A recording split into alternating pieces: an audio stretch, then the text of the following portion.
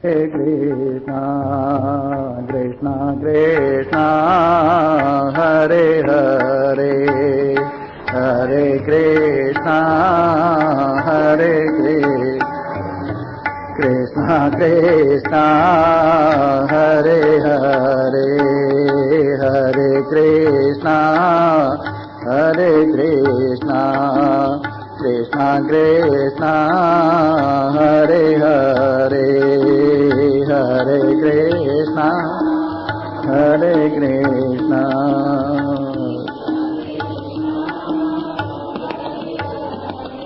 कामदेव एहि मार्ग सोई कामदेव एहि मार्ग सोई जापे कृपा राम की होई जापे कृपा राम की हो तुम्हारी कृपा तुम्हि रघुनंदन तुम्हारी कृपा तुम्हि रघुनंदन जानिए भगत भगत और चंदन जानिए भगत भगत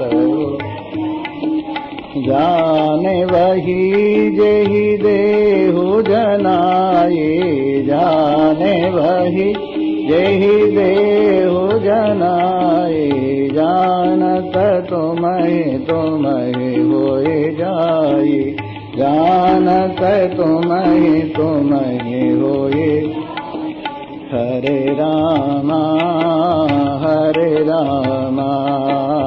राम रामा हरे हरे हरे राम राम राम हरे हरे हरे कृष्णा कृष्णा कृष्णा हरे हरे हरे कृष्णा कृष्णा कृष्णा बोलो कृष्ण भगवान की जय सियावर रामचंद्र महाराज की जय उमापति महादेव की जय पवन सुत हनुमान की जय बोलो भाई सब संतन की जय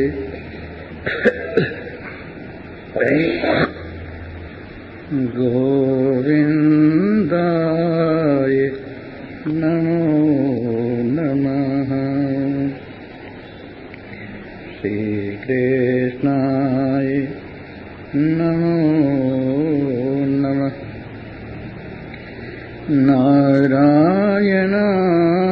नारायणाय नमो नमः नैवै स्त्री न पुमानेश न चैवायं नपुंसकः यद्यच्छरीरमादत्ते तेन तेन स रक्षते संकल्पन् स्पर्शन् दृष्टिमोहैर् ग्रासाम्बुदृश्यात्मविव्रेति जन्म कर्मानुगानि अनुक्रमेण देहि स्थानेषु रूपान् अभिसम्प्रपद्यते स्थूलानि सूक्ष्माणि बहूनि चैव रूपाणि देहि स्वगुणैर्वृणोति क्रियागुणैरात्मगुणैः सतेषां संयोगहेतोरपरोऽपि दृष्टः। भाग्यवान श्रोता वृंद, भगवान की असीम महती कृपा से आप उस परमात्मा ज्ञान का श्रवण कर रहे हैं जो सृष्टि के साथ साथ भगवान से प्रकट हुआ। जिस प्रकार से भगवान से स्थूल संसार प्रकट हुआ, सूक्ष्म संसार प्रकट हुआ, कारण संसार प्रकट हुआ। स्थूल शरीर प्रकट हुआ, सूक्ष्म शरीर प्रकट हुआ और कारण शरीर प्रकट हुआ। इस प्रकार से ये समस्त सृष्टि भगवान से जैसे प्रकट हुई, वैसे वेद भी भगवान से प्रकट हुआ। संसार का कोई धर्म ये दावा नहीं कर सकता कि हमारी पुस्तक सृष्टि के प्रारंभ में भगवान की ओर से प्रकट हुई, क्योंकि सबकी तिथियां हैं। मुसलमानों को कुल 1400-1500 वर्ष हुए हैं, ईसाइयों को 2003 वर्ष हुए हैं, बौद्धों को 2500 साल हुए हैं, जैनियों को भी लगभग इतने ही दिन हुए हैं और पारसियों को लगभग 5000 साल हुए हैं। कन्फ्यूशियस इत्यादि जो चाइना में धर्म हैं, उनको भी यही 5-5, 7-7, 10-10 हजार वर्ष प्रकट हुए। लेकिन अपना ये वेद सारे संसार के विद्वान कहते हैं, Rigveda is the oldest book in the library of world. Rigveda संसार की लाइब्रेरी में सबसे पुरानी पुस्तक है। लेकिन ऋग्वेद ही नहीं, यजुर्वेद, सामवेद, अथर्ववेद और ऋग्वेद ये मिलकर के एक ही वेद है। उसको ब्रह्मा जी ने अपने 4 मुख से वर्णन किया, इसलिए 4 नाम हो गए। दूसरे उनका क्रम इस प्रकार से भी है, जिनसे कर्म कांड होता है जिन ऋचाओं से, उनको यजुर्वेद कहते हैं, और जिनसे उपासना का भाव प्रकट किया गया है उनका नाम ऋग्वेद है। जिनसे संगीत विद्या का संबंध है उसका नाम सामवेद है, और जिस वेद से तरह तरह की कारीगरियों का संबंध है उसका नाम अथर्ववेद है। इस प्रकार एक ही वेद को विषय के अनुसार 4 विभागों में विभाजित कर दिया गया है। जो स्तुतियों से संबंधित है वो वेद ऋग्वेद कहलाता है, जो कर्मकांड से युक्त है वो वेद यजुर्वेद कहलाता है, जो संगीत विद्या से युक्त है वो सामवेद कहलाता है, और जो कल्प अर्थशास्त्र इत्यादि से संबंधित है कारीगरियों से, वो अथर्ववेद कहलाता है। तो इन 4 वेदों में लगभग 1 लाख श्रुतियां मानी जाती हैं। उनमें से 80,000 श्रुतियां कर्मकांड का विवेचन करती हैं और 16,000 श्रुतियां उपासना कांड का विवेचन करती हैं, और 4,000 श्रुतियां उपनिषद कहलाती हैं, जो ज्ञान कांड आध्यात्मिक विद्या का विवेचन करती है। इस प्रकार से ये वेद जो सृष्टि के प्रारंभ में भगवान के श्वास की तरह से प्रकट होता है, उसी मूल वेद को और उसमें भी वेद की आध्यात्मिक विद्या उपनिषद को हम सुन रहे हैं। ये हमारे बड़े सौभाग्य की बात है। और सब ग्रंथ इनके बाद प्रकट हुए हैं। जितने भी ग्रंथ हैं, आध्यात्मिक ग्रंथ हैं, चाहे लौकिक ग्रंथ हैं, वो सब बाद में प्रकट हुए। यदि मैं वैदिक साहित्य का विवेचन करूं तो थोड़ा सा टाइम लगेगा, पर बता देता हूं। 4 वेद हैं और 4 उपवेद हैं, जिसमें से ऋग्वेद का उपवेद आयुर्वेद है, यजुर्वेद का उपवेद धनुर्वेद है, सामवेद का उपवेद संगीत विद्या है, और अथर्ववेद का उपवेद अर्थशास्त्र है। इस प्रकार से 4 वेदों के 4 उपवेद हैं, और 6 वेद के अंग हैं, शिक्षा, कल्प, निरुक्त, ज्योतिष, छंद और पुराण, ऐतिह्य जिसको बोलते हैं। इस प्रकार ये 6 वेद के अंग हैं, जिनमें शिक्षा है कैसे बोलना चाहिए। जैसे शिक्षा का एक सूत्र आपके सामने मैं रखता हूं, इधर से ही आ जाया करो, कोई बात नहीं, पहले आ जाया करो। एकूह विसर्जनीय नाम कंठ, ए और कवर्ग और है ये कंठ से बोला जाता है। एकूह विसर्जनीय नाम कंठ। ईचु यशानाम तालु, ई चैवर्ग ये और श ये तालु से बोला जाता है।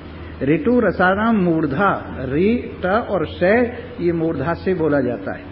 लीतु लसानाम दंता, ले और तैवर्ग और स तालव्य सकार ये दांत से, दंती सकार दांत से बोला जाता है।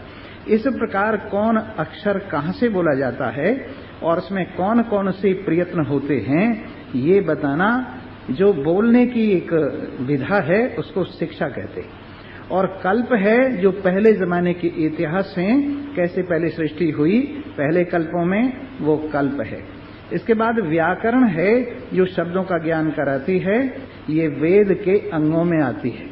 इसके बाद छंद है जिसके अंदर गायत्री छंद है, त्रिष्टुप छंद है, जगती छंद है, आर्या छंद है।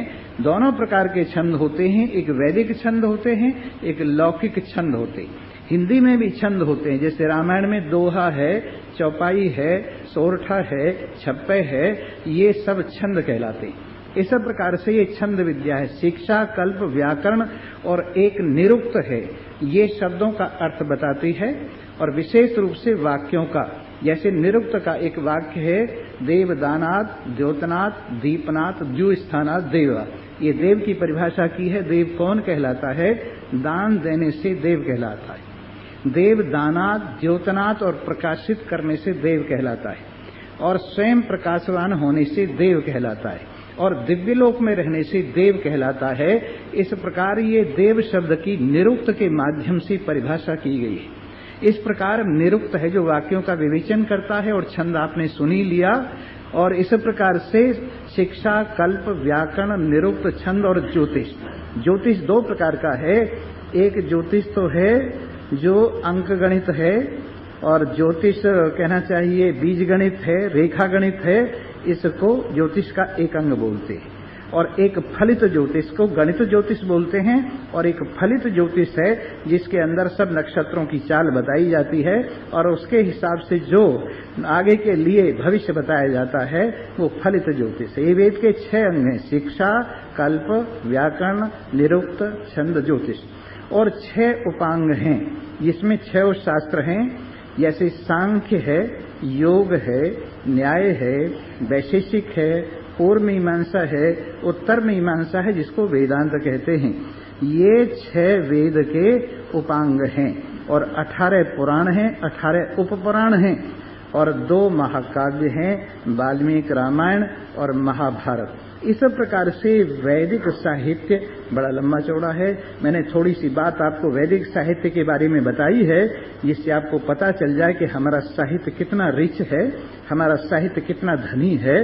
इसलिए आइए, इसमें भी हम जो बात वेद की कर रहे हैं, उसमें भी जो उपनिषद की बात करते हैं।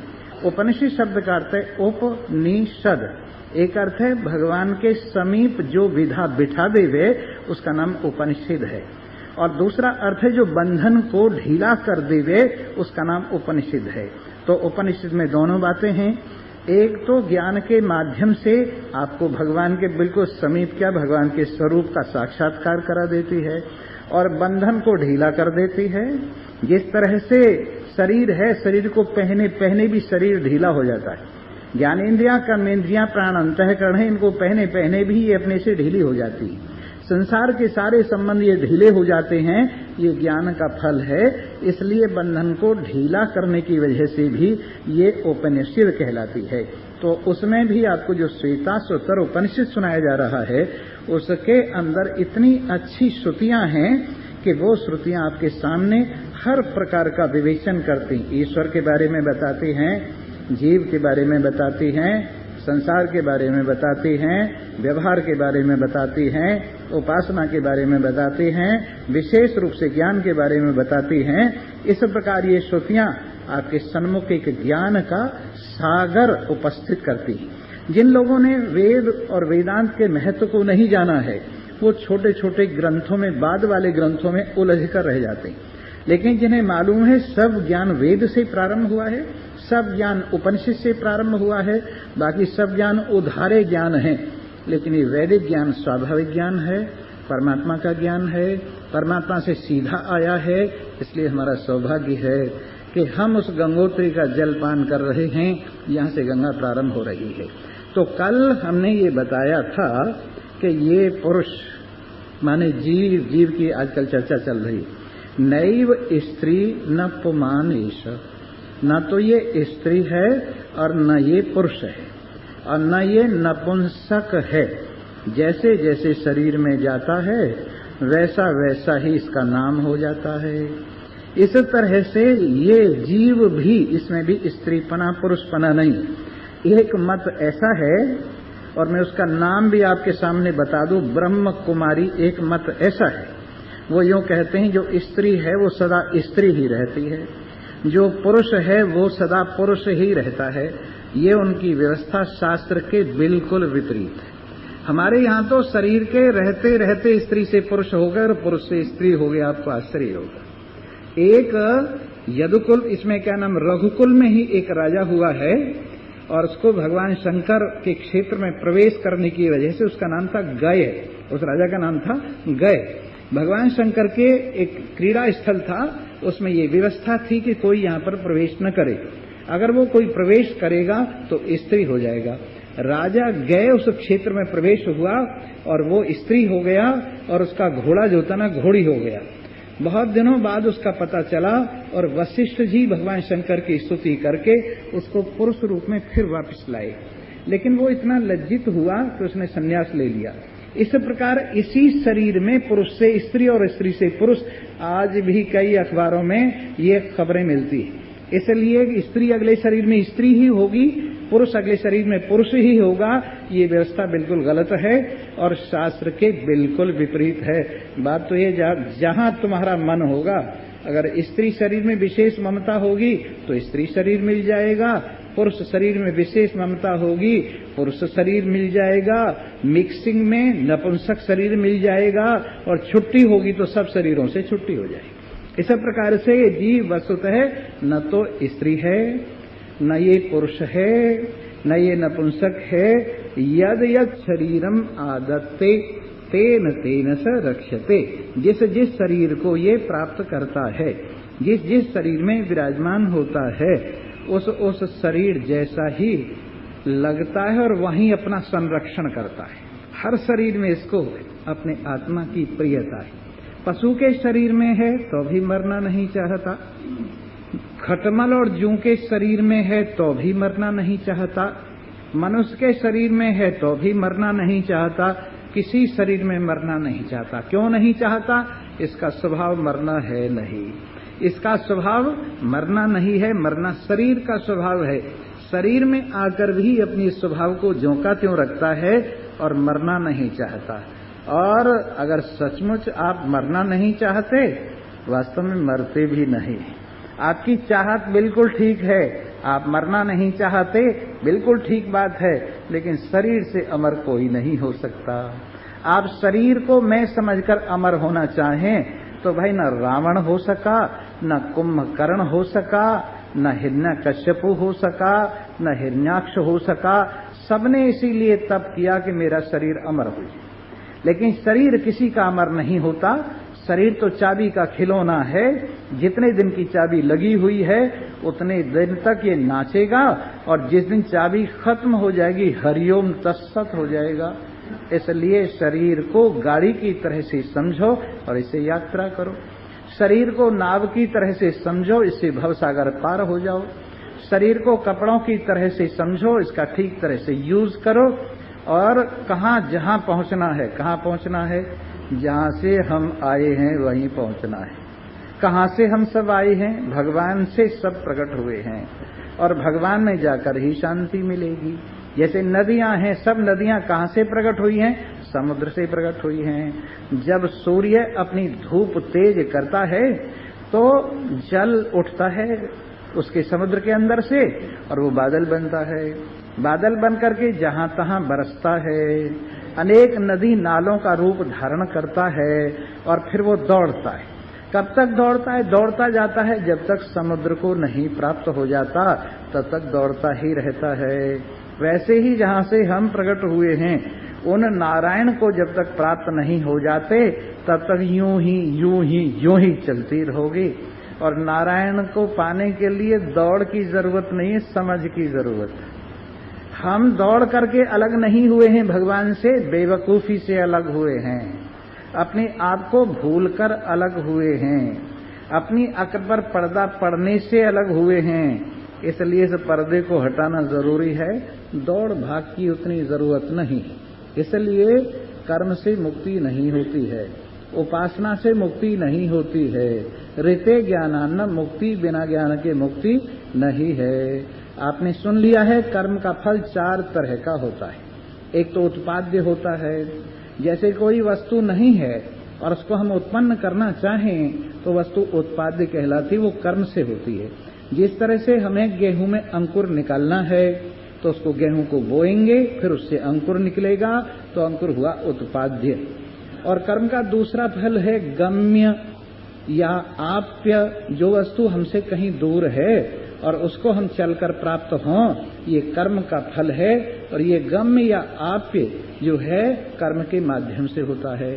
तीसरा कर्म का फल है किसी वस्तु को दूसरा रूप देना, जिसका नाम है परिणम्य। जैसे हम दूध को दही के रूप में लाने के लिए उसमें थोड़ी सी दही डालते हैं और वो दूध बन जाता है, इसका नाम विकार्य भी है। जो वस्तु विकृत होकर के दूसरे रूप में आए, ये भी कर्म का फल है। और एक है संस्कार्य, कोई वस्तु मैली हो गई हो और उसको धोया जाए तो उसका संस्कार कहलाता है, या नया रंग चढ़ाया जाए। इस प्रकार से चारों कर्म के फल हैं। लेकिन क्योंकि परमात्मा उत्पन्न नहीं होता, सदा रहता है, इसलिए उत्पाद्य नहीं है। हमसे दूर नहीं है, इसलिए दौड़कर पाने की चीज नहीं है। और परम शुद्ध है, इसका संस्कार करने की जरूरत नहीं है। निर्विकार है, इसको दूसरा रूप नहीं दिया जा सकता।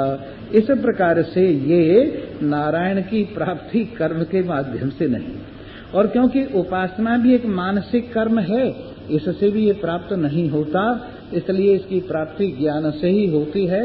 क्योंकि हम भूल से ही अपने आप में जीवता लिए बैठे, अविद्या से ही अपने आप में जीवता लिए बैठे हैं। और इस अविद्या की निवृत्ति पर बस परमात्मा अपने आप में विराजमान है। जो तिल माही तेल है, जो चकमक में आग, तेरा साईं तुझ में जाग सके तो जाग। जैसे चकमक में आग रहती है, जैसे तिलों में तेल रहता है, तेरा नारायण तुझ में ही विराजमान है। अपने आप को ठीक तरह से समझ। जिस तरह से दही में मक्खन रहता है पर बिलोने पर उसकी प्राप्ति होती है, और जिस प्रकार से स्रोत में जल रहता है पर खोदने पर उसकी प्राप्ति होती है, वैसे ही तुझ में नारायण है। जरा महान पुरुषों की कृपा से अपने आप को ठीक तरह से समझ तो सही। तेरे में से ही भगवान प्रकट क्या होगा, प्रकट हो रहा है। मुझे कहाँ ढूंढे बंदे, मैं तो तेरे पास में। इस प्रकार ये जिसकी बात चल रही थी कि जैसे जैसे शरीर में जाता है वैसा वैसा रूप धारण कर लेता है, और वैसे वैसे शरीर की रक्षा ये यों समझकर करता है कि ये मैं हूँ, और इसलिए हर जगह मरना नहीं चाहता। और इसकी महिमा देखी कैसे अनुभव में आती। संकल्पन स्पर्शन दृष्टि मोहै ग्रासाम्बुवृष्ट्या चात्म विवृद्धि जन्म कर्मानुगानी अनुक्रमेण देहि स्थानेषु रूपाणि अभिसंप्रपद्यते। जैसे घास कब बढ़ती है, जब उसमें पानी पड़ता है। जल बरसने से जैसे घास बढ़ती है, वैसे ही जन्म मरण का चक्र किससे बढ़ता है? संकल्पन, तरह तरह के संकल्प करने से। स्पर्शन, तरह तरह के संसार को पकड़ने से। दृष्टि मोही, दृष्टि से, मोह से संसार बढ़ता है। जन्म मरण का चक्र कैसे बढ़ता है, फिर से सुनिए। अंदर ही अंदर तरह तरह के संकल्प विकल्प करते रहिए, उससे संसार बढ़ता है। संसार का स्पर्श करके उसके मोह से संयुक्त हो जाइए, इससे संसार बढ़ता है। देखिए और देख करके मोह को प्राप्त हो जाइए, इससे संसार बढ़ता है। इस प्रकार संकल्प से, स्पर्श से, दृष्टि से और अपना समझने से, मोह हो जाने से ये संसार बढ़ता है। देखिए तुलसीदास जी ने बहुत सुंदर कहा है कि मोह सकल व्याधि न कर मूला, ताते पुनि उपजहि बहु सोला। मोह सारी व्याधियों की जड़ है। मोह से ही काम पैदा होता है, मोह से ही क्रोध पैदा होता है, मोह से ही लोभ पैदा होता है, मोह से ही मद मात्सर्य ईर्ष्या इत्यादि सब मोह से पैदा होते। इनको मन के रोग कहा जाता है। एक तो होते हैं शरीर के रोग और एक होते हैं मन के रोग। तो शरीर के रोग तो दिखाई देते हैं और इस जन्म में ही निबट जाते, लेकिन मन के रोग अनेक जन्मों तक खींच के ले जाते। जिसका मन मरीज है वो आदमी संसार में बड़ा दुखी है। इसलिए मन का इलाज जरूर कराना चाहिए। कैसे कराएं साहब, सुनिए। सतगुरु वैद्य वचन विश्वासा, संयम यह न विषय की आशा। राम भगति संजीवन मूरी, श्रद्धा अनुपान तिरोरे। एहि विधि भल भव रोग न साही, नहीं तो कोटि उपाय न जाए। मन के रोगों से छुट्टी पाने के इच्छुक लोग आगे के जो जन्म मरण की रचना करते हैं, मन के रोग, उनसे छुट्टी पाने के इच्छुक लोगों, अगर इनसे छुट्टी पाना चाहते हो तो किसी श्रेष्ठ गुरु रूपी वैद्य को तलाश करो। क्योंकि जैसे कोई अच्छा डॉक्टर होता है उसे शरीर के रोगों का इलाज कराया जाता है, वैसे ही मन के रोगों का इलाज कराने के लिए किसी महान पुरुष के पास, जिसमें दो बातें होना चाहिए। एक तो ब्रह्म श्रोत्रिय होना चाहिए, एक ब्रह्मनिष्ठ होना चाहिए। जिसने इस वेदांत शास्त्र को महान पुरुषों के चरणों में बैठकर पढ़ा हो वो ब्रह्म श्रोत्रिय कहलाते। ब्रह्म श्रोत्रिय जो महान पुरुष हैं वो शंका समाधान कर सकते और सारी शंकाओं को निवृत्त कर सकते हैं। इसलिए श्रोत्रिय होना परम आवश्यक है। और ब्रह्म निष्ठा होनी चाहिए उनको, जिनको निष्ठा होती है उनकी बात लगती है। ब्रह्म श्रोत्रिय है एक आदमी, लेकिन निष्ठा नहीं है तो उसकी बात नहीं लगती। जैसे हाथ से फेंका हुआ कारतूस घाव नहीं करता, उसी को बंदूक में रखकर मारो तो कई आदमियों में को निकल जाता है। वैसे जो अनुभवी हैं, निष्ठा वाले हैं, उनकी बात बंदूक की गोली की तरह से होती है। साधारण आदमी वही बात करे तो वो असर नहीं होता, लेकिन उसी बात को कोई महान पुरुष निष्ठ ब्रह्मनिष्ठ कहे तो उसका प्रभाव होता है। इसलिए ऐसा महान पुरुष जो ब्रह्म श्रोत्रिय हो, ब्रह्मनिष्ठ हो और जिसके वचनों में आपको भरोसा हो। वैसे तो सब अपने अपने गुरु को बड़ा मानते हैं और सब अपने अपने गुरु के पीछे भागते हैं। और यहाँ तक हमने देखा है, एक बार एक तेली था, उसके साथ राजा भोज हो गया और उसने सोचा तेली ने कि चलो महाराज मैं आपको अपनी रिश्तेदारी में ले चलता हूँ। जब वो तेली की ससुराल में गए राजा भोज और तेली, तो वहां उन्होंने ससुराल वालों ने सोचा जमाई हमारा है बड़ा और इसका ये नौकर है जो साथ आया, क्योंकि मतलब जमाई की पूजा होनी थी, उसके साथ होगा तो कौन होगा, उसका नौकर चाकर होगा। इसलिए कुर्सी तो दे दी तेली को और राजा भोज को मूढ़े पर बिठा दिया, छोटे वाले मूढ़े पर, क्या समझकर कि उनका नौकर है। उसी प्रकार हमने देखा है जहां जिसके चेले, जहां जहां गुरु और चेला पना, वहां दूसरा आदमी बाई चांस कोई चला भी जाए तो उसको यूं ही समझेंगे हमारे गुरु का नौकर चाकर है, हमारे गुरु के साथ में यूं ही चला आया है, इसको मूढ़े पे बिठा दो और गुरु जी को कुर्सी दे दो। इस प्रकार से हरेक कोई अपने अपने गुरु का महत्व वर्णन करता है, अपने गुरु को बड़ा समझता है। लेकिन तुलसीदास जी कहते हैं भाई जिसके वचनों में जिसको भरोसा हो उसकी दवा काम करेगी। सदगुरु वैद्य वचन विश्वासा, श्रेष्ठ गुरु हो जिसके वचनों में आपको भरोसा हो। लेकिन एक बात वो अपनी ओर से कहते हैं और वो ये कहते हैं संयम यह न विषय की आस। पहले वो गुरुदेव बताएंगे कि भाई दवा लेने से पहले परहेज की बात सुन ले। आजकल ऐसा गुरु जो परहेज बताता हो रिजेक्ट हो जाता है। ऐसा गुरु होना चाहिए जो परहेज न बतावे और दवा दे देवे, और न ठीक हो तो कह देवे तेरे भाग्य की बात है, मैंने तो कोई कमी छोड़ी नहीं।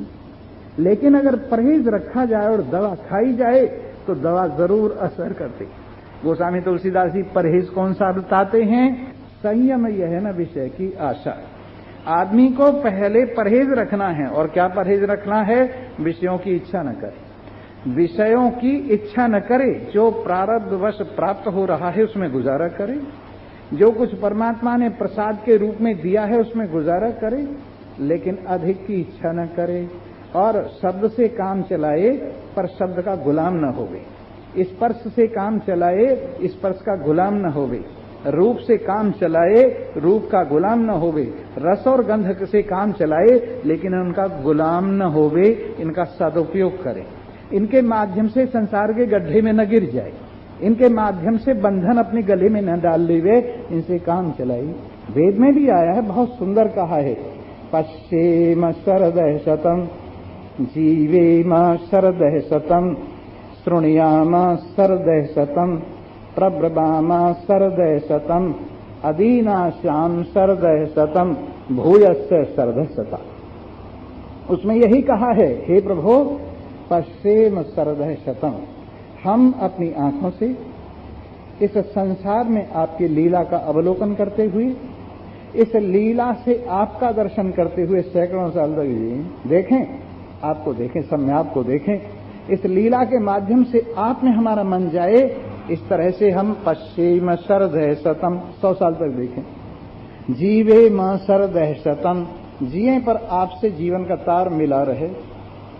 आप जीवन वही है जो आपसे मिला हुआ तार है, वो जीवन है, इसलिए जीवेम शरदः शतम्, आपसे हमारा मन लगता हुआ हम सैकड़ों साल दिए। पश्येम शरदः शतम् जीवेम शरदः शतम् शृणुयाम शरदः शतम्, इन कानों का सदुपयोग करते हुए आपके गुणानुवाद सुनते हुए सैकड़ों साल तक जिए। प्रब्रवाम शरदः शतम्, आपके गुणानुवाद वाणी से गाते हुए सैकड़ों साल तक जिए। अदीनाश्याम शरदः शतम्, दीन भाव से रहित होकर हम बादशाहत से संयुक्त होकर किसी से न मांगते हुए 100 साल तक जिए। भूयस्य शरदः शतात्, और भी 100 से आगे बढ़ाना चाहो तुम्हारी मर्जी है, परंतु हम अपनी ज्ञानेंद्रियों का सदुपयोग करें। इस प्रकार हमें विषयों का गुलाम नहीं होना चाहिए, संयम होना चाहिए। संयम यह है न विषय की आशा, ये परहेज हो गया। फिर दवा बताते हैं, राम भगति संजीवन मोरे, भगवान का प्रेम। भगवान शंकराचार्य भक्ति की परिभाषा करते हैं, स्वस्वरूपानुसंधानम भक्तिरीत्या विधीयते, अपने स्वरूप को तलाश करना यही भक्ति है।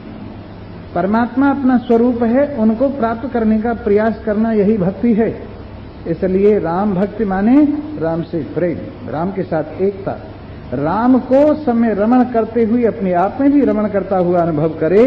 इस तरह से इस प्रेम से संयुक्त हो गए। और राम भगति संजीवन मूरी, ये दवा कैसी है? संजीवनी मूरी है, ये मुर्दों को जिंदा कर देती है। जिनके जीवन में आशाएं समाप्त हो गई, आशाओं को फिर से वापस ले आती है। जिनके जीवन में जीवनी शक्ति समाप्त हो गई, उस जीवन को फिर से वापस ले आती है, तरो ताजा कर देती है। ये जड़ी मुर्दों को जिंदा करने वाली है। तो राम भगत संजीवन मूरी, श्रद्धा अनुपान अतिरूरी, इसको श्रद्धा के शहद में मिलाइए। भगवान की भक्ति को, भगवान की कथा को, भगवान की चर्चा को, भगवान के ज्ञान को श्रद्धा के शहद में मिलाइए। और दिन में कितनी बार चाटिए? जब मौका मिले तभी चाट जाइए, जब मौका मिले तभी चाट जाइए, और फिर खत्म होने को फिर से बना लीजिए। और ये दवा संजीवनी मूड़ी चाटते रहिए और परहेज रखते रहिए। एहि विधि भल भव रोग नसाई, यही एक उपाय है जिसे जन्म मरण का रोग समाप्त होता है और जिससे आगे के लिए छुट्टी हो जाती है। इसलिए हमें चाहिए कि हम स्त्री पने के मोह में भी गढ़े हुए न रह जाएं कि स्त्री का शरीर है, उस स्त्री के शरीर को अगले जन्म तक खींचते रहें। कोई कहे तो माइए सोचती हैं भगवान करे मुझे 7 जन्म तक यही पति मिले, आप भी बंधी और पति को भी बांधा। लेकिन एक बुढ़िया सही बात कह रही थी। हमने पूछा, भोजन करने गए थे, बहुत पुरानी बात है। मैंने कहा, माई इसको तो अपने पति की सेवा किया कर, अगले जन्म में तुझे यही मिल जाएगा कि स्वामी जी बस रहने दो, मैंने तो यही रो रो के पूरा पाड़ा है। ये इतना खतरनाक पति है कि हर वक्त परेशान करता है मुझे, मैंने तो मुश्किल से रो धो के यही जन्म पूरा किया, आगे मुझे नहीं चाहिए। सच्ची बात है, वैसे कहने को कह देते हैं पर बड़ी मुश्किल से ये जीवन ही मुश्किल निकलता है। इसलिए मेरे मित्रों, न स्त्री पने के साथ चिपटे, न पुरुष पने के साथ चिपटे, न नपुंसक पने के साथ चिपटे, क्योंकि ये तुम नहीं हो। ये ऊपर से तुम्हारी ड्रेस है, ये तो तुमने बहाना बनाकर ड्रामा करने के लिए ड्रेस पहनी हुई है, इसलिए इसको ड्रेस की तरह से देखे और ये सोचे कि भाई इस जीव का कोई रूप नहीं है। जिस शरीर को प्राप्त करता है वैसे वैसे शरीर में इसको ममता हो जाती है। और आगे एक बात चल रही थी, संकल्पन कैसे पता लगता है हम में नारायण है, जीव है। संकल्प शक्ति इसकी बता रही है, स्पर्श शक्ति इसकी बता रही है, इसकी दृष्टि बता रही है, इसका मोह बता रहा है। पर ये सब इसको बांधने वाले। जिस तरह से जल बरसता है और जल के बरसने से घास बढ़ती है, वैसे ही इन चीजों से संसार बढ़ता है। फिर क्या करें? संकल्प को मोड़ दो और भगवान की तरफ को लगाओ। जो अंदर भगवत नाम उच्चारण करते ही रहते हैं, जो भगवान का ध्यान करते ही रहते हैं, संसार के बारे में उनका संकल्प ठंडा हो जाता है। और जो अंदर भगवान से जुड़े हुए नहीं हैं, वो संसार से जुड़े रहते हैं। मन का स्वभाव तो जुड़े रहना है। अगर भगवान से जुड़े रहोगे तो दुनिया से बचे रहोगे, और जो दुनिया से जुड़ोगे तो भगवान से अलग हो जाओगे। इसलिए हर वक्त संकल्प में परमात्मा का भाव रखो। यदि निपटा नहीं सकते हो तो इसका गति बदल दो, इसका रूप बदल दो, और ये संकल्प भगवान के बारे में ही होना चाहिए। वैसे ही स्पर्श जिस चीज को छुए ये समझे भगवान का ही रूप है। भगवान से अलग संसार में कुछ नहीं है।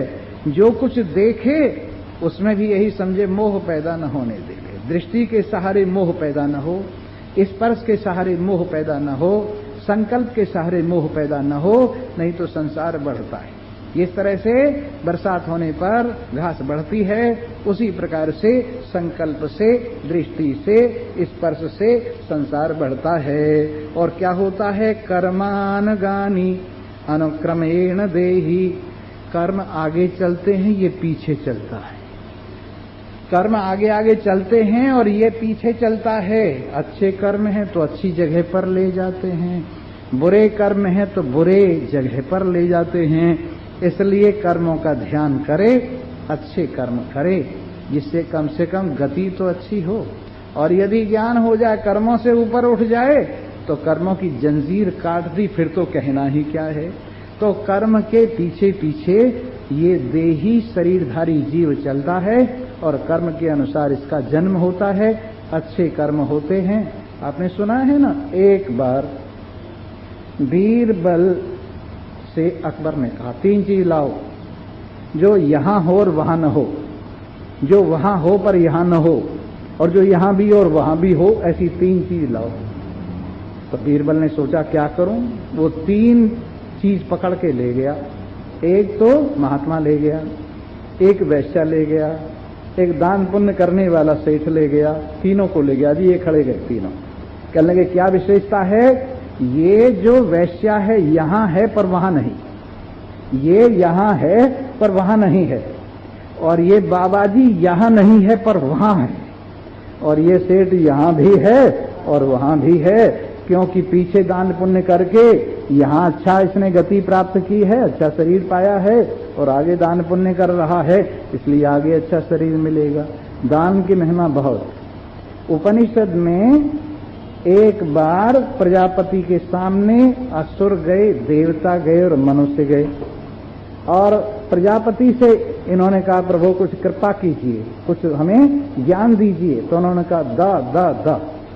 3 बार द का उच्चारण किया, दा दा दा। पहले देवताओं से पूछा क्यों भाई, समझ गए कि जी हम समझ गए। हम जो होते हैं विषयी बहुत होते हैं। कहीं भी अपना धर्म ईमान असुरों ने नहीं डाला गिराया, देवताओं के धर्म ईमान बहुत जगह गिरे, इसलिए हम विषयी बहुत होते हैं। आपने हमें उपदेश किया है दमन करो। देवताओं ने क्या समझा? दैसे दमन। इसके बाद असुरों का नंबर आया, कहने लगे तुम समझ गए? जी हम भी समझ गए। क्या समझे हो? कि हम निर्दयी बहुत होते हैं, इसलिए आपने उपदेश दिया है दया करो। फिर आया मनुष्यों का नंबर, क्यों भाई तुम भी समझ गए? कि हम भी समझ गए।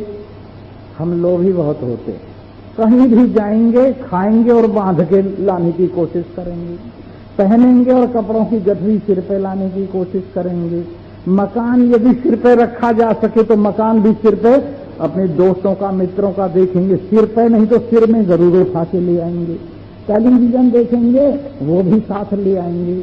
ये लोभी इतना होता है मनुष्य, इसके लिए उपदेश दिया है कि तू दान कर।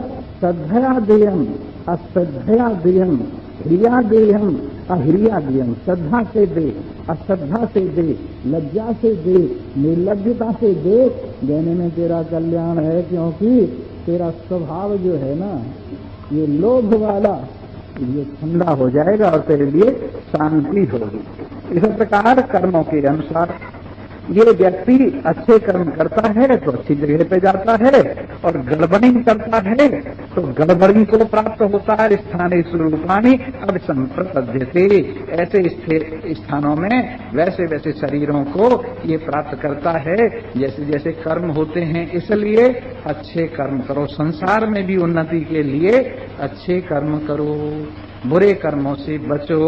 ये जीव की गति आपके सामने बताई जा रही है, और कल भी आपको थोड़ा सा यही बताएंगे और उन्नति का उपाय भी बताएंगे। इन्हीं शब्दों के साथ जयराम जी की है, और एक भजन जरूर सुनाऊंगा, और फिर गीता जी का पाठ होगा। यद्यपि हम बहुत दिनों से आते हैं और गीता जी को अच्छी तरह से जानते हैं, गीता जी को हम अच्छी तरह से जानते हैं कि भाई हाँ, गीता जी का पाठ एकादशी को भी होता है और इतवार को भी होता है, आगे पीछे भी होता रहता है। तो फिर भी हमें बता देते हैं कि आज इतवार है जी, गीता का पाठ होगा। मैंने कहा यार गोली मार रहे हो क्या, गीता का पाठ तो होता ही है इतवार को, ऐसी डरने की क्या बात, डराने की क्या बात है। आइए भजन सुनिए, फिर गीता जी का पाठ हम सब मिलके करेंगे, ऐसी कोई बात नहीं। मैं गीता जी से डरता नहीं, गीता जी ने मुझे निडर बना दिया, गीता जी ने मुझे निडर बना दिया और कह दिया है नैनम छिन्नन्ति शस्त्राणि नैनम दहति पावक न चैनम क्लेदन्त्यापो न शोषयति मारत असेद्योयम मदाह्योयम अक्लेद्यो अशोषेव च। इसलिए मैं तो गीता जी पढ़ के ब्रह्म हो गया हूँ, इसलिए डरने की कोई बात गीता जी से नहीं है। पर भजन सुनिए। अविचल अविचल रूप मेरा है, दुविधा मिट गई जीवन की। अविचल अविचल रूप मेरा है, दुविधा मिट गई जीवन की। निसंशय बोधि का निश्चय हुआ मिटा चिंता मन की, हुआ मिटी चिंता मन की। अविचल अविचल रूप मेरा है, दुविधा मिट गई जीवन की। अब तक ढके जग में खाए, अब आगे नहीं खाएंगे। जिसको छीन न पाए कोई, वो स्थान पा जाएंगे। घर अविनाशी धन अविनाशी, घर में आया नहीं चाह जग के धन की। धन अविनाशी घर में आया नहीं चाह जग के धन की। अविचल अविचल रूप मेरा है, दुविधा मिट गई जीवन की। आत्म तीर्थ स्नान किया है, जन्म जन्म के पाप मिटे। मैं निर्लेप निरंजन हूँ, लोग जन्म जन्म के पाप कटे, अब ना जान न शेष रहा है। जाग गया मैं जान गया मैं कण कण की, अविचल रूप मेरा है, दुविधा मिट गई जीवन की। मुझ तक पहुँच न जन्म मरण की, बंधन मोती कल्पित है। मैं सागर असीम से हूँ, नाम रूप सब कल्पित है। मुझसे अलग न मुझ में है, ये जता दिखती जो तन की। अविचल रूप मेरा है, दुविधा मिट गई जीवन की।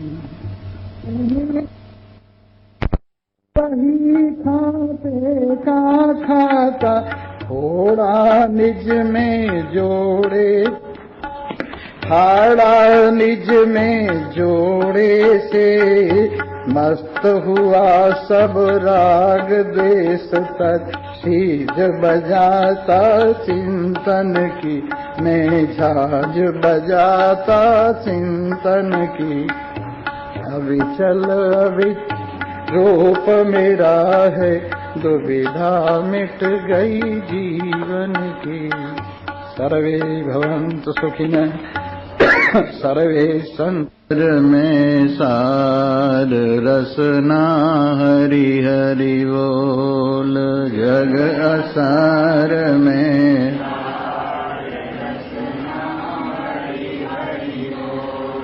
जग असार में सार रसना। हरि हरि बोल। जग असार में सार। हरि हरि बोल बोल हरि बोल। हरि हरि हरि हरि बोल बोल हरि बोल। हरि हरि बोल हरि बोल। जग असार में सार रसना। हरि हरि बोल। जग असार में रसना। इस मन की तो वीणा बना ले। इस मन की तो वीणा प्रेम स्वरों के तार चढ़ा ले। प्रेम स्वरों के इस मन की तो वीणा बना ले। इस मन की तो वीणा बना ले। प्रेम स्वरों के तार चढ़ा ले। प्रेम स्वरों के तार। राम नाम झनकार रसना। हरि हरि बोल। राम नाम झन रसना। हरि हरि बोल बोल हरि बोल। हरि हरि जग असार में सार रसना। हरि हरि बोल। जग असार में सार रसना।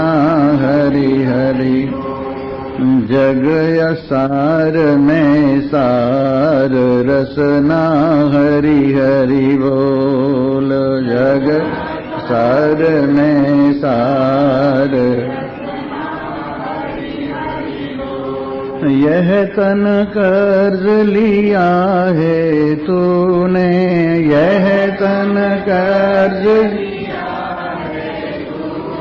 वापिस कुछ न किया है तूने, वापिस कुछ न किया है, यह तन कर्ज लिया है तूने, यह तन कर्ज लिया है, वापिस कुछ न किया है तूने, वापिस कुछ न किया है, ऋण का भार उतार रसना हरि हरि बोल, ऋण का उतार रसना हरि, ऋण का भार उतार रसना हरि हरि बोल, ऋण का भार उतार रसना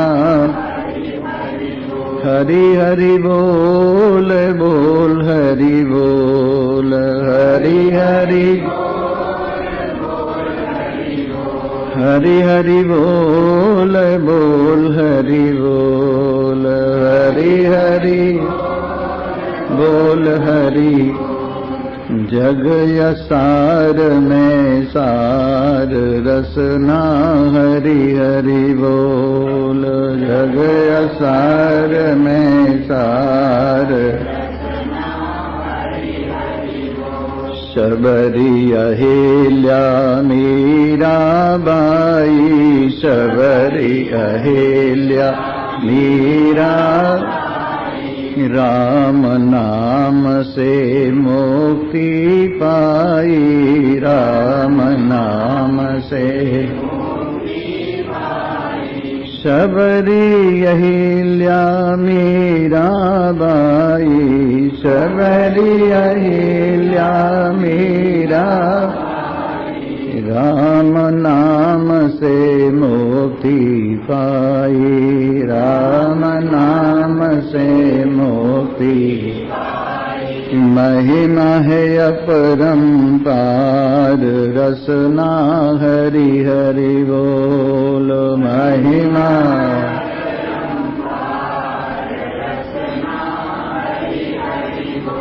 महिमाय परम्पार रसना हरि हरि बोल, महिमा अपरम्पार हरि हरि बोल, बोल हरि बोल, हरि हरि हरि हरि बोल, बोल हरि बोल, हरि हरि जग असार में सार रसना हरि हरि बोल, जग असार में सार, जग असार में सार रसना हरि हरि बोल, जग असार में सार,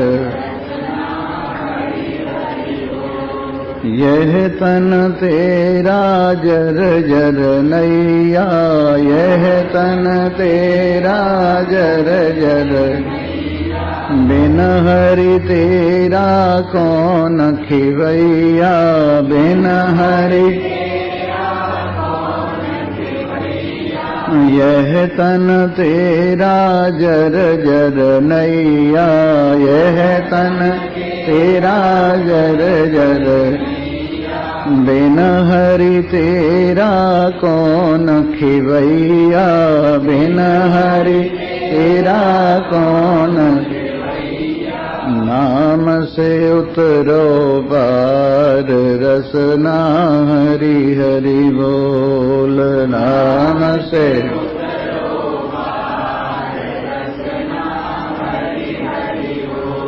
नाम से उतरो पार रसना हरि हरि बोल, नाम से पार हरि हरि बोल, बोल हरि बोल, हरि हरि हरि हरि बोल बोल हरि बोल हरि हरि जग असार में सार रसना हरि हरि बोल जग असार में जग असार में सार रसना हरि हरि बोल जग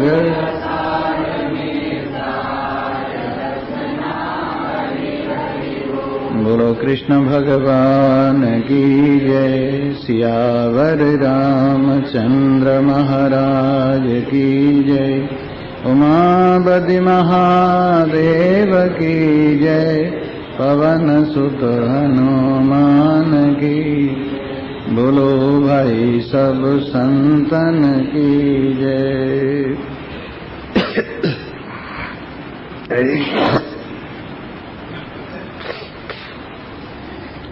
गोविंदाय नमो नमः।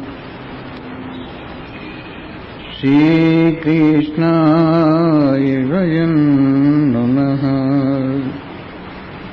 नारायणाय नमो नमः। श्री कृष्णाय वयं नमः।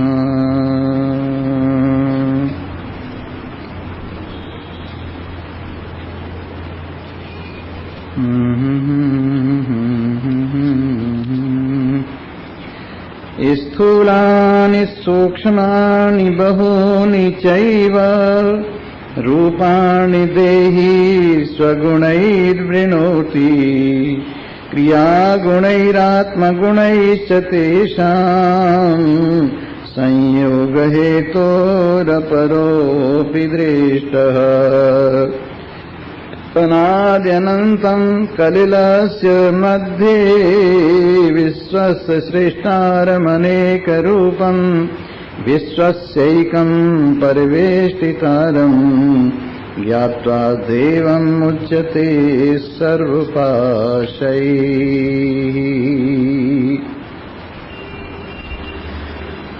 उपस्थित भाग्यवान श्रोता वृंद, कल जीव की महिमा आपने श्रवण करते हुए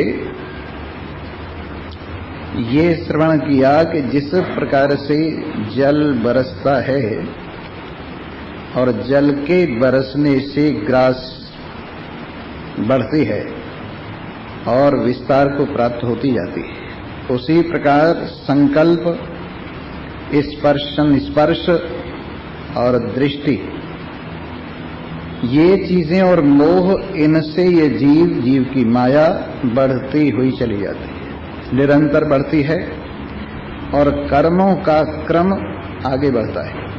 और इस प्रकार कर्मों के अनुसार ये शरीरधारी अनेक जगहों पर, अनेक शरीरों में पहुंचता है।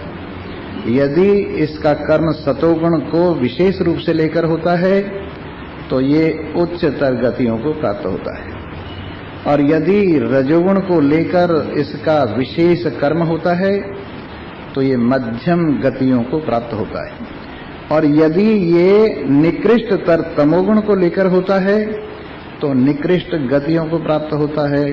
इस प्रकार यथा विचार, यथा संकल्प, यथा दृष्टि और यथा विमोह, इन सब के कारण इसको संसार में निरंतर गति होती रहती है।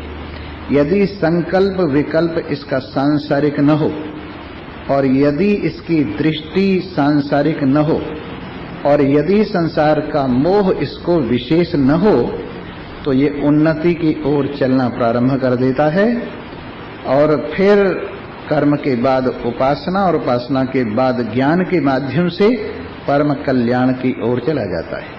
लेकिन यदि इसके हृदय में सांसारिक संकल्प विकल्प ही हिलोरें लेता रहता है, यदि सांसारिक विषयों का स्पर्श पाने की कामना ही इसके मन में बनी रहती है, यदि संसार की दृष्टि ही इसको संसार के दर्शन की ओर खींचती रहती है, और इस विमोह के कारण ये संसार के इस चक्र को बढ़ाता जाता है, बढ़ाता जाता है, बढ़ाता जाता है। इसलिए यदि आपको घटाना है संसार का चक्र तो अपने आप को संभालिए। आपने देखा है जिस प्रकार से एक पतंग उड़ाने वाला होता है, उसके हाथ में पतंग होती है और डोर होती है। वो डोर को ढीला करता जाता है और पतंग आगे से आगे, आगे से आगे आकाश में बढ़ती जाती है और कभी कभी इतनी दूर चली जाती है कि उड़ाने वाले की दृष्टि भी उसको पकड़ नहीं पाती। वैसे मन की डोर है, संसार का गगन है और वासना की, कहना चाहिए मन की पतंग है, वासना की डोर है और इस प्रकार से ये इसको जीव उड़ा रहा है। यदि वासना बढ़ती जाएगी, इच्छा बढ़ती जाएंगी तो मन की पतंग संसार के गगन में और आगे से आगे से आगे बढ़ती जाएगी और इसके लिए समस्याएं पैदा करती जाएगी। लेकिन यदि ये इस वासना की डोर को कम करता जाए, अपनी ओर खींचता जाए, अपनी ओर खींचता जाए तो धीरे धीरे ऐसी स्थिति होगी कि इसकी वासना भी निवृत्त हो जाएगी और पतंग भी हाथ में होगी और इस चक्र से छुट्टी पा जाएगी। एक और दृष्टांत बहुत बढ़िया ज्योमेट्री में होता है। ज्योमेट्री में एक सेंटर होता है और उस सेंटर से एक पॉइंट निकलता है और सेंटर के चारों ओर घूमता है और इस तरह से सर्कमफ्रेंस बनती है और एक सर्किल बनता है। यदि ये पॉइंट अपने मूल सेंटर से दूर से दूर, दूर से दूर चलता जाए तो ये सर्किल बढ़ता जाता है और सर्किल इतना बड़ा हो जाता है जिसका कोई ठिकाना नहीं है। और ज्यों-ज्यों सर्किल बढ़ता है इस पॉइंट की गति भी उतनी ही तेज हो जाती है। लेकिन जैसे ही ये पॉइंट अपनी सर्किल कम करता है, सेंटर की ओर वापस आता है तो धीरे धीरे धीरे धीरे इसका सर्किल कम होता जाता है और जिस वक्त ये सेंटर में आ जाता है तो सर्किल नाम की कोई चीज नहीं रहती है और पॉइंट सेंटर में जाकर के शांत हो जाता है। वैसे ही सेंटर तो है परमात्मा और इससे निकला हुआ जो पॉइंट है वो है जीवात्मा और इच्छा इसकी ये कहना चाहिए सेंटर से दूर जाना है और इससे संसार बनता है। ज्यों-ज्यों इसका सर्किल बढ़ता जाता है त्यों-त्यों ये अपने स्वरूप से दूर होता हुआ चला जाता है। साधारण आदमी तो इसको विशेष महत्व देता है कि मेरा बहुत बड़ा सर्किल है, मुझे बहुत दुनिया जानती है और इस तरह से वो इस सर्किल को बहुत बड़ी महिमा देता है। लेकिन समझदार आदमी जानता है ज्यों-ज्यों संसार का सर्किल बढ़ता है तैसे तैसे व्यक्ति अशांति, दुख, बेचैनी और कष्ट को उठाता जाता है। इसलिए हमें चाहिए संसार का सर्किल हम कम करें और उसके लिए सेंटर का ध्यान करें, अचलता का ध्यान करें, अपनी वास्तविकता का ध्यान करें। इससे आप सेंटर के नजदीक होते जाएंगे और आपका सर्किल कम होता जाएगा और एक स्थिति में आप सेंटर के साथ एक रूप हो जाएंगे और आपका सर्किल निवृत्त हो जाएगा। तो ये जन्म मरण का चक्र बढ़ता ही जा रहा है, आप देख रहे हैं। इसलिए आप समझदारी से काम लीजिए, अपनी दुनिया को कम करते जाइए, संसार के संबंधों को थोड़ा कम करते जाइए और परमात्मा के संबंध को बढ़ाते जाइए, परमात्मा के साथ नजदीकी को बढ़ाते जाइए। पीछे से कुछ लोग आगे तीसरी लाइन लगा सकते हैं, यहाँ से जरा दूर पड़ता हो तो यहाँ से तीसरी लाइन लगा लीजिए।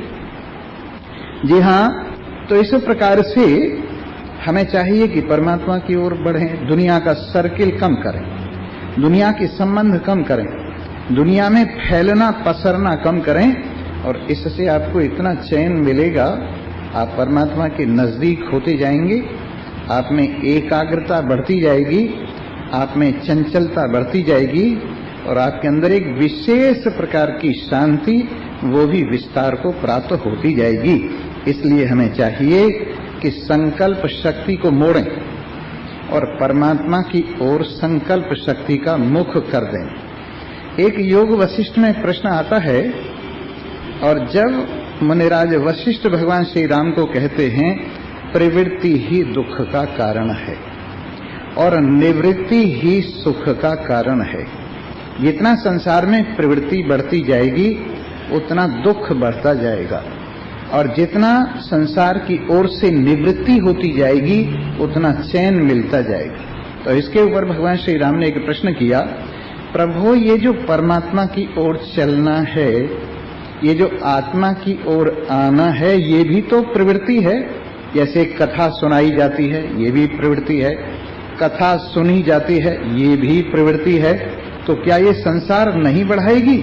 तो इसका उत्तर योग वशिष्ठ में बहुत सुंदर दिया है और बताया है कि जो प्रवृत्ति प्रवृत्ति की ओर ले जाती है वही प्रवृत्ति प्रवृत्ति कहलाती है, और जो प्रवृत्ति निवृत्ति की ओर लाती है वो प्रवृत्ति नहीं कहलाती, वो निवृत्ति कहलाती। इसलिए आपका कथा सुनना, आपका परमात्मा की महिमा को सुनना, आपका आत्मज्ञान को सुनना, ये प्रवृत्ति तो है, लेकिन निवृत्ति वाली प्रवृत्ति है।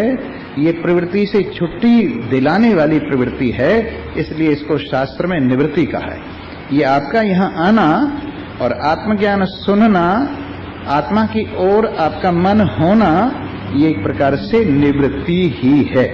इसलिए हमें संकल्प को बहिर्मुख जाने से रोकना चाहिए और अंतर्मुख परमात्मा की ओर संकल्प की शक्ति को ले आना चाहिए। स्पर्शन शक्ति को, छूने की ताकत को दुनिया की ओर से वापस लाना चाहिए और परमात्मा को छूने का प्रयास करना चाहिए जो बहुत नजदीक है। इसी प्रकार से संसार को देखने का प्रयास कम करना चाहिए और दृष्टा को, परमात्मा को देखने का अभ्यास बढ़ाना चाहिए।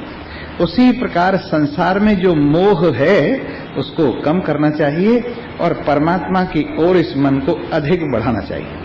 जो परमात्मा के प्रति मोह है उसको प्रेम कहा जाता है, जो परमात्मा के प्रति मोह है उसको भक्ति कहा जाता है, जो परमात्मा के प्रति मोह है उसको कल्याण का उपाय कहा जाता है। इसलिए इन सब चीजों को बदल दो। संकल्प संसार की ओर न जाकर परमात्मा की ओर जाए, स्पर्श संसार की ओर न जाकर परमात्मा की ओर आए, दृष्टि संसार की ओर न जाकर परमात्मा की ओर आए और मोह संसार की ओर कम होकर परमात्मा की ओर आए। इससे क्या होगा? आप में संसार का सर्किल कम होता जाएगा, आप में संसार का संबंध कम होता जाएगा, आप में संसार का चिंतन कम होता जाएगा और आप देखेंगे कि प्रत्यक्ष मुझे शांति मिल रही है।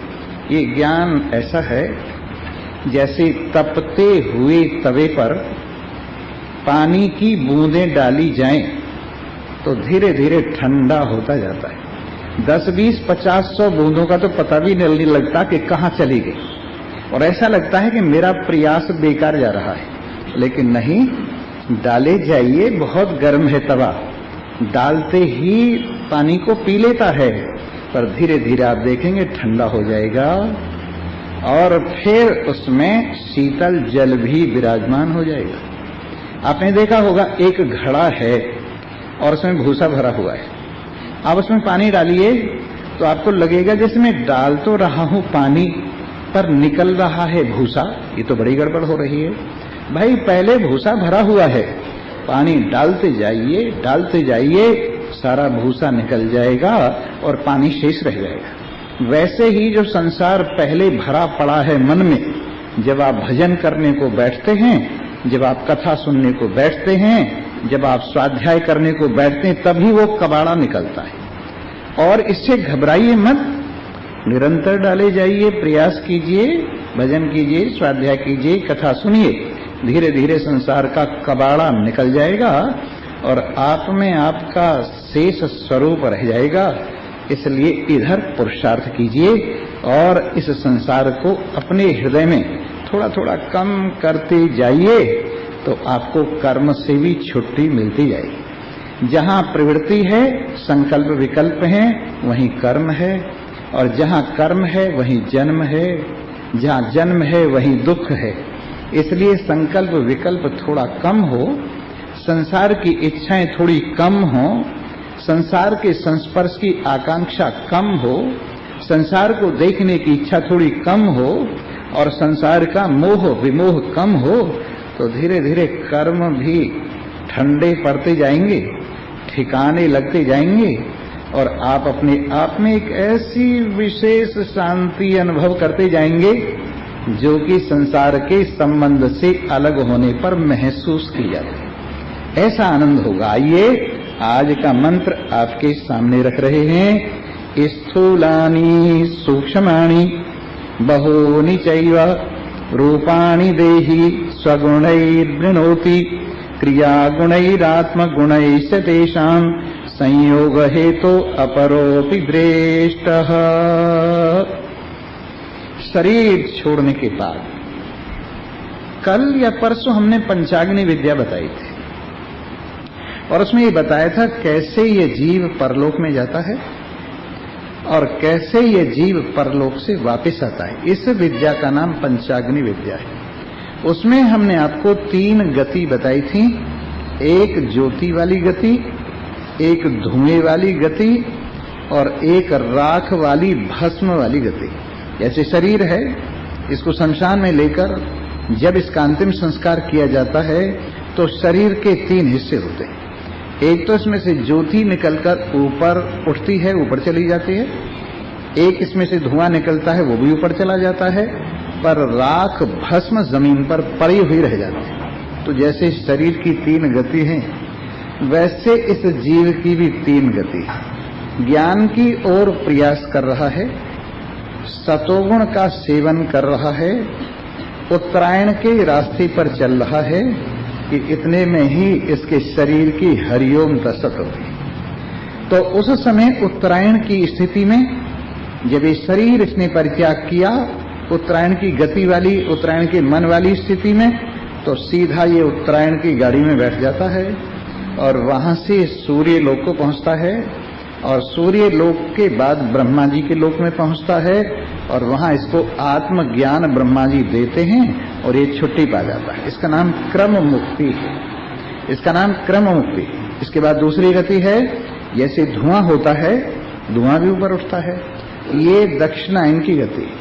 जिनको संसार का मोह, बाल बच्चों का मोह, दुनियादारी का मोह रह गया है, तो उनकी गति धुएं जैसी होती है और वो दक्षिणायन के रास्ते से पहले चंद्रलोक को पहुंचते हैं और वहां से पितृलोक में जाते हैं और पितृलोक में अपने पुण्यों का फल भोगकर वापिस आ जाते हैं। ये 2 गति ऊपर जाने वाली है, लेकिन जो भस्म है वो जमीन पर ही रह जाती है और ये कहीं आती जाती नहीं। वैसे ही अज्ञानी लोग कहीं नहीं आते जाते परलोक में, यही मरते जीते रहते हैं। कभी पशु बन गए, कभी पक्षी बन गए, कभी कीट पतंग बन गए, कभी घास फूस बन गए, कभी पेड़ पौधे बन गए और इस तरह से इसी जमीन पर उनकी यात्रा होती रहती है। इस प्रकार ये 3 गतियां कर्म के अनुसार है। लेकिन एक और स्थिति हमने बताई थी जो ज्ञान की स्थिति है और उसमें व्यक्ति कहीं आता जाता नहीं, ज्ञान प्राप्त होकर, अविद्या निवृत्त होकर, सूक्ष्म शरीर से छुट्टी होकर यही ये अनंत में लय हो जाता है। यही तस्य प्राणा प्रविलीयन्ते, यही इसके प्राण प्रविलय को प्राप्त हो जाते हैं। न हवै तस्य क्रामा उत्क्रामंती, ज्ञानी के प्राण किसी लोक में उत्क्रमण नहीं करते। इस प्रकार ज्यों जल में जल आए खटाना, त्यों ज्योति संग ज्योति समाना। ये एक ज्ञानी की गति और 3 अज्ञानियों की गति आपके सामने रखी। तो कर्म के अनुसार स्थूल माने बड़े बड़े, सूक्ष्म माने छोटे छोटे, बहुत से रूप हैं, बहुत से शरीर। आपका आश्चर्य होगा 84 लाख योनियां हैं। 84 लाख योनि का मतलब ये नहीं है कि 84 लाख शरीर हैं। आपको आश्चर्य होगा, एक एक योनि में करोड़ों करोड़ों शरीर। जैसे अब जलचर हैं, जलचरों के अंदर कितने शरीर हैं और उन शरीरों में एक एक शरीर की कितनी गिनती है, कोई गिन नहीं सकता। ऐसे थलचर हैं, नभचर हैं, उनकी गति 84 लाख योनि का मतलब श्रेणियां हैं 84 लाख और उनमें बहुत से शरीर हैं जो गिने नहीं जा सकते। एक अगर कीड़ी के बिल को भी देखो तो उसमें लाखों कीड़ियां भरी हुई हैं। एक शहद के छत्ते को देखो, उसमें लाखों मक्खियां भरी हुई हैं। इस प्रकार से इन शरीरों का कोई अंत नहीं है। इसमें कुछ शरीर स्थूल हैं और कुछ शरीर सूक्ष्म हैं। जो स्थूल शरीर हैं जैसे हाथी वगैरह के शरीर हैं, स्थूल शरीर हैं। कीड़ी वगैरह के और इनसे भी छोटे छोटे शरीर हैं, वो सूक्ष्म शरीर है। एक बहुत बढ़िया दृष्टांत इन दोनों शरीरों के बारे में आपको हम सुनाते हैं। योग वशिष्ठ में एक कथा आती है। एक करकटी नाम की राक्षसी हुई। उस करकटी का शरीर बहुत विशाल था और काला रंग था, ऐसा लगता था जैसे काला पहाड़ हो। अब ऐसा हुआ कि उसने ये सोचा कि तेरा शरीर तो बहुत मोटा है, बहुत बड़ा है, इसके लिए बहुत खाना चाहिए, इससे अच्छा है सूक्ष्म शरीर होना चाहिए, पतला शरीर होना चाहिए, बहुत पतला, और ऐसा हो कि सब शरीरों में मैं बैठकर सबके शरीरों का रस चूस जाऊं। तो ऐसा विचार करके उसने घनघोर तप किया। बहुत घनघोर तप करने के बाद ब्रह्मा जी प्रकट हुए, कहने लगे, पुत्री क्या चाहती हो कि मैं एक ऐसा सूक्ष्म कीड़ा बन जाऊं, छोटा सा, कि सबके शरीरों में घुस जाऊं और फिर सबके शरीरों को नोच नोच के चूट चूट के खाऊं, जल्दी मेरा पेट भर जाए। तो ब्रह्मा जी ने कहा तथास्तु। तो एक रोग होता है, हैजा होता है, संग्रहणी होती है, पेट में जो गड़बड़ करता है वो उसकी कीटाणु बन गई और गलत अन्न के रास्ते से, गलत पानी के रास्ते से वो शरीरों के अंदर प्रवेश कर गई। जब सबके शरीरों में पेट में चली गई, जिसके पेट में ये पहुंची वही हैजा हो गया, वही संग्रहणी हो गई और पेट के कई मर्ज हो गए। और इस तरह से लोगों को परेशान करते करते इसका पेट न भरे। ऐसा कोई जरूरी नहीं कि बड़े पेट वाले ज्यादा टाइम लगाते हैं खाने में, छोटे पेट वाले बड़ा टाइम लगाते हैं। कीड़ी सारे दिन खाती है, पेट भर के नहीं देता, और हाथी थोड़ी देर में पेट भर लेता है। तो लगी रही लगी रही लगी रही, बड़ी परेशान, सोचने लगी मैंने क्या मूर्खता की, अपने ही हाथ से अपने विशाल शरीर को इतना छोटा सा कर लिया। कहाँ मेरी सम्मानीय वंदनीय काया और कहाँ ये छोटा सा शरीर, मैंने बड़ी मूर्खता की है। फिर उसके बाद में उसने तप किया और ब्रह्मा जी से प्रार्थना की, प्रभु मेरे पहले वाला ही शरीर दे दो। तो उन्होंने कहा पहले वाला ही तुझे शरीर देता हूं, और एक बात का ध्यान रखना, अब तू ब्रह्म ज्ञानियों को मत खाना, जो ब्रह्म ज्ञानी है, ब्रह्म वेत्ता है, उनको मत खाना। और ये भी समझ चुकी थी कि संसार में न कुछ बड़ा होने में रखा हुआ है, न कुछ छोटा होने में रखा हुआ है।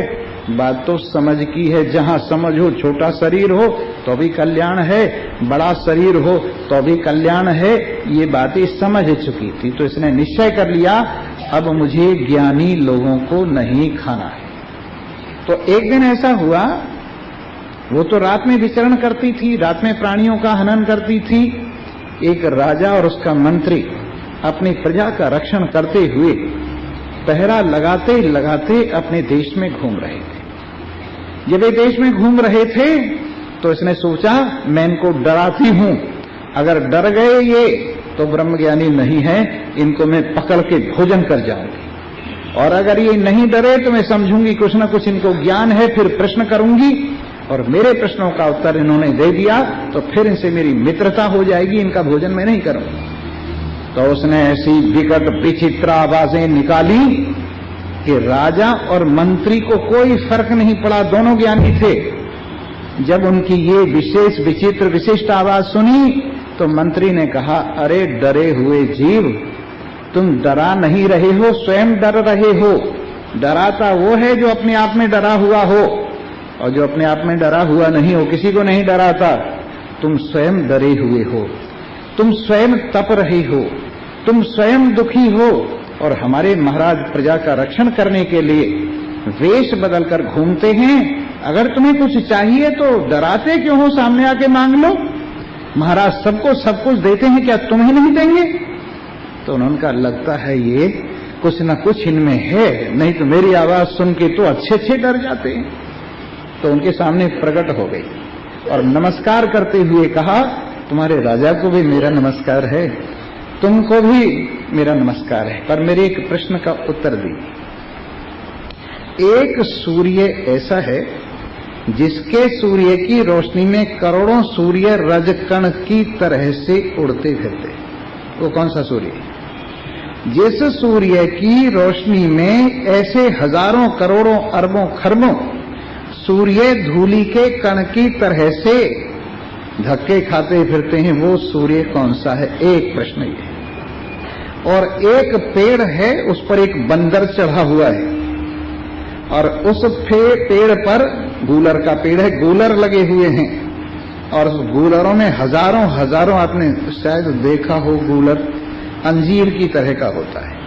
अंजीर में इतना है कि आप तोड़ेंगे तो उसके अंदर कोई कीड़ा वीड़ा नहीं होता, लेकिन अगर गूलर को तोड़ेंगे तो उसमें से हजारों भिनके उड़ते हैं, जैसे छोटे छोटे मच्छर होते उसमें से हजारों निकलते हैं। देखो परमात्मा की करतूत, पहले तो पेड़ और फिर पेड़ के ऊपर फल, और उस फल में दुनिया बैठी हुई है। वैसे ही ये संसार एक पेड़ है, उस पर बड़े बड़े ब्रह्मांड के गूलर लगे हुए हैं जिनमें दुनिया भरी हुई है। ऐसा बंदर कौन सा है जो इनको तोड़ तोड़ के खा रहा है? इन दो प्रश्नों का उत्तर मुझे दो तो मैं समझूंगी तुम ज्ञानी हो, और तुमको मैं कुछ नहीं कहूंगी, नहीं तो दोनों को मैं बहुत दिन की भूखी हूं, तुम जवान हो, तुम्हारे खून से मुझे बड़ी संतुष्टि होगी। तो मंत्री ने कहा कि पहले महाराजा उत्तर देंगे, फिर मैं उत्तर दूंगा। तो उन्होंने कहा कहिए। कि देखिए बात ऐसी है, ये जो सूर्य है एक महासूर्य के राज्य में कण की तरह से, ये सूर्य जड़ सूर्य है, इसका तेज जड़ तेज है, न अपने को जानता है न दूसरों को जानता है, लेकिन एक परमात्मा रूपी सूर्य, ब्रह्म रूपी सूर्य, ऐसा सूर्य है जो स्वयं को भी जानता है और दूसरों को भी जानता है। उस सूर्य के प्रकाश में, उस परमात्मा के प्रकाश में ये करोड़ों सूर्य रजकण की तरह से दौड़ते फिरते हैं। वो सूर्य सबका आत्मा है, और वो आत्मा मैं हूं, मैं तुझसे डरने वाला नहीं। रानी ने हाथ जोड़े, तुम मेरे मित्र हो, क्योंकि ब्रह्म ज्ञानियों जैसा मित्र संसार में कोई नहीं होता है। इसके बाद मंत्री का नंबर आया, और मंत्री ने कहा कि एक पेड़ ऐसा है जो तुमने पूछा है, उस पर गूलर के फल लगे हुए, वो पेड़ संसार ही है, इच्छा ही है, वासना ही है वो पेड़, और उसके ऊपर ब्रह्मांड के गूलर लटके हुए हैं, फल लटके हुए हैं, जिनमें करोड़ों करोड़ों जीव जंतु भरे हुए हैं, और काल का बंदर है जो इनको तोड़ तोड़ के खा रहा है। और वो पेड़ मेरे से शुरू होता है, वो काल मेरी आकांक्षा का नाम है। ये सुनकर के रानी बड़ी, ये जो राक्षसी है, बड़ी खुश हुई, और इसके बाद दोस्ती हो गई। दोस्ती किस तरह से हुई कि दिन में सुंदर वेश धारण करके आप लोग हमारे महल में रहेंगे, और रात को विकट वेश धारण करके जिन लोगों को फांसी की सजा मिलेगी वो तुम खाओगी। दोनों काम हो गए, क्योंकि खाना तो उसका यही था। तो जिस प्राणी को फांसी की सजा होगी, जिस मनुष्य को, उसे तुम खाओगी, वो तुम्हारे लिए भोजन है, और दिन में हमारे यहाँ रहोगी मेहमानी करती हुई, और यहाँ ब्रह्म ज्ञान की बातें होंगी। इस तरह से उनकी लाइफ बड़े आराम से बीत गई। और वो देवी, अब तो देवी हो गई थी, वो राक्षसी उसी मठ में घुस गई, आज तक उसकी पूजा होती है। इस तरह से करकटी ने एक बात अनुभव की कि न बड़े होने में कुछ है, न छोटा होने में कुछ है, अपने आप के जानने में ही सब कुछ है। बड़े हो जाओ तब भी कोई खास बात नहीं है, छोटे रह जाओ तब भी कोई खास बात नहीं है। इसलिए सबसे बड़ी बात यह है, अपने आप को पहचानिए, मैं कौन हूं, ये सबसे बड़ी चीज है। सो मित्रों, स्थूलानि सूक्ष्माणि बहूनि चाहिए।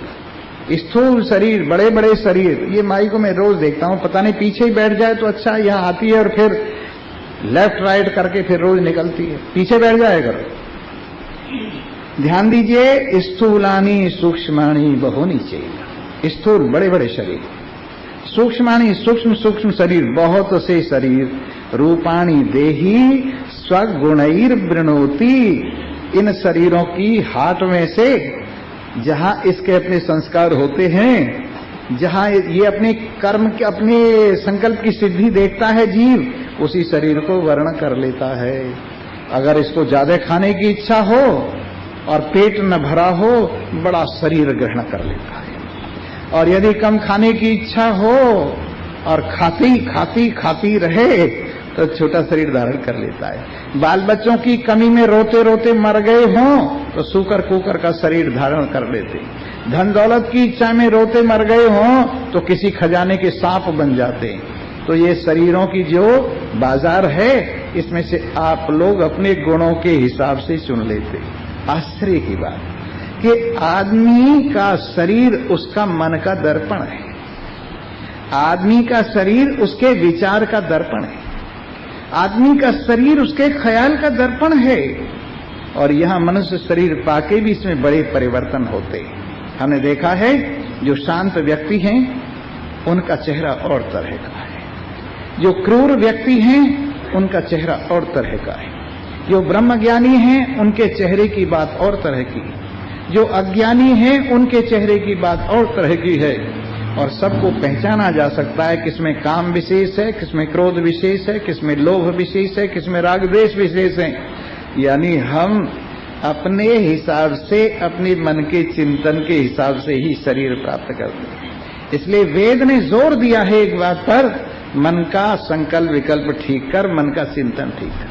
यज्जागृतो दूरमुदैति दैवम तद सुप्तस्य तथैवैति दूरंगमम ज्योतिषाम ज्योतिरेकम तन्मे मनः शिव संकल्पमस्तु। जो मन जागृत अवस्था में दूर चला जाता है, यद जागृतो दूर मुदैति, जो दिव्य शक्ति वाला मन जागृत अवस्था में दूर चला जाता है, तद सुप्तस्य तथैवैति, और जब सोते हुए होते हैं तो स्वप्न के रास्ते से भी दूर भाग जाता है। ऐसा मन ज्योतिषाम ज्योतिरेकम, जो पांचों ज्ञानेंद्रियों की एक ज्योति, अगर मन साथ न हो तो कानों से कुछ सुनाई नहीं देता, मन साथ न हो तो त्वचा से कुछ नहीं छुआ जाता, मन साथ न हो तो आंखों से कुछ नहीं देखा जाता, मन साथ हो तो रस नहीं लिया जाता, मन साथ हो न हो तो गंध नहीं ली जाती। जब मन साथ होता है तब पांचों ज्ञानेंद्रियां काम करती। इसलिए पांचों ज्ञानेंद्रियों की एक ज्योति, ये मेरा मन शिव संकल्प मस्तु, अच्छे संकल्प वाला हो। और यहां तक का है यस्मिन ऋचः साम यजवंश यस्मिन प्रतिष्ठिता रथ नाभिवारा। जिस तरह से रथ के पहिए की नाभि में अरे लगे रहते हैं, वैसे ही चारों वेद जिस मन में लगे हुए, चारों वेद जिस मन के माध्यम से उतरते हैं, मन बुद्धि चित्त अहंकार, ये मन को ब्रह्मा भी कहा जा सकता है। और इसके चार मुंह हैं, मन बुद्धि चित्त अहंकार, जिसके ऊपर वेद उतरते हैं। ऐसा मन रूपी ब्रह्मा तन्मे मनः शिव संकल्पमस्तु। एक मंत्र में और कहा, जो भूतकाल की भी जानता है, जो भविष्य की भी जानता है, जो वर्तमान की भी जानता है, जिस मन से तीनों काल जाने जा सकते हैं, ऐसी परमात्मा की ज्ञान शक्ति को धारण करने वाला मन श्रेष्ठ संकल्प वाला। हम जो यहां देते हैं, आपको क्या देते हैं? श्रेष्ठ विचार देते हैं। आपको हम श्रेष्ठ विचार देते हैं और वो श्रेष्ठ विचार आपके कल्याण में सहायता करते हैं। और इससे बढ़कर और दुनिया में कोई संपत्ति नहीं।